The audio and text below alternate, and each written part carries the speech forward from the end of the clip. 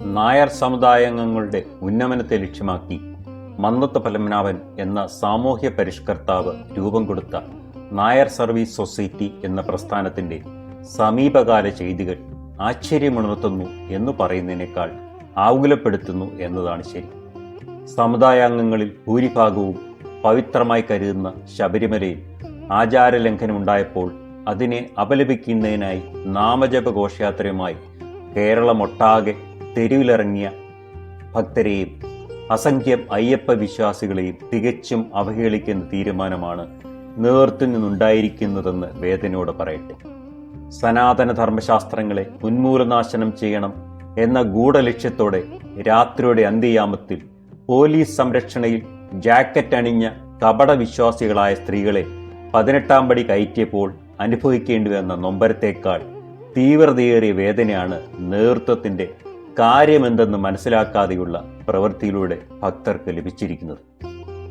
ഇനിയും ആചാരലംഘനം ഉണ്ടാകില്ല എന്ന ഉറപ്പ് ലഭിച്ചതുകൊണ്ടാണ് ഇങ്ങനെ ഒരു തീരുമാനം എടുത്തതെന്ന് പറയുന്നു. ലഭിച്ചെന്ന് പറയുന്ന ഉറപ്പിനെ മുഖവിലക്കെടുക്കുന്നതിന് മുമ്പ് കുറഞ്ഞപക്ഷം പ്രതിഷേധ യാത്രയിൽ പങ്കെടുത്തവർക്കെതിരെയുള്ള കേസുകൾ പിൻവലിച്ചിട്ടുണ്ടോ എന്നെങ്കിലും അന്വേഷിക്കേണ്ടതല്ലേ? സ്ത്രീ പ്രവേശനത്തെ ന്യായീകരിച്ചുകൊണ്ട് സർക്കാർ കോടതിയിൽ സമർപ്പിച്ച സത്യവാങ്മൂലം പിൻവലിക്കണമെന്നെങ്കിലും ആവശ്യപ്പെടേണ്ടതല്ലേ? അനേക ലക്ഷങ്ങൾ ഒരു നിമിഷമെങ്കിലും നിൽക്കാൻ ആഗ്രഹിക്കുന്ന സോപാനപ്പടിക്ക് മുന്നിൽ ഭക്തരെ നാണം കെടുത്തുന്ന രീതിയിൽ കൈകെട്ടി നിൽക്കാനും പുണ്യതീർത്ഥത്തിൽ കൈകഴുകാനും വ്യഗ്രത കാണിക്കുന്നവരുടെ ഇപ്പോഴത്തെ അയ്യപ്പ ഭക്തിയുടെ പൊള്ളത്തരം കണ്ടില്ലെന്ന് നടിക്കുവാൻ കഴിയുമോ?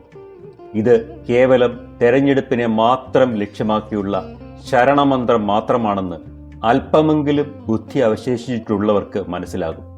ഇത് ബുദ്ധിയില്ലാഞ്ഞിട്ടല്ല, മറിച്ച് ചില സ്വാർത്ഥ താല്പര്യങ്ങൾ പേരിൽ മാത്രമാണ് ഇത്തരമൊരു സമീപനം എന്ന് പറയാതിരിക്കുവാൻ കഴിയില്ല.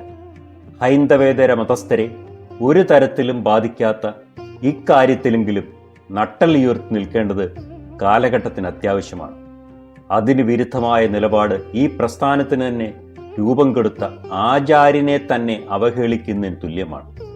സമദൂരം, ശരിദൂരം എന്നൊക്കെയുള്ള മാസ്മരിക മന്ത്രങ്ങളെ ഒഴിവാക്കി രാഷ്ട്രീയത്തിൽ അധിഷ്ഠിതമല്ലാത്ത സമുദായ അംഗങ്ങളുടെ മതപരമായ വിശ്വാസ പ്രമാണങ്ങളെയെങ്കിലും സംരക്ഷിക്കുന്ന പ്രായോഗികവും ബുദ്ധിപരവും നിഷ്പക്ഷവുമായ നിലപാടുകൾക്ക് നേതൃത്വം തയ്യാറാകണമെന്ന് ഈ പ്രസ്ഥാനം എന്നെന്നും സർവശോഭയോടെ നിലനിൽക്കണമെന്ന് ആഗ്രഹിക്കുന്ന ഒരു സമുദായാംഗമെന്ന നിലയിൽ വിനയപുരസ്സരം അഭ്യർത്ഥിക്കുന്നു.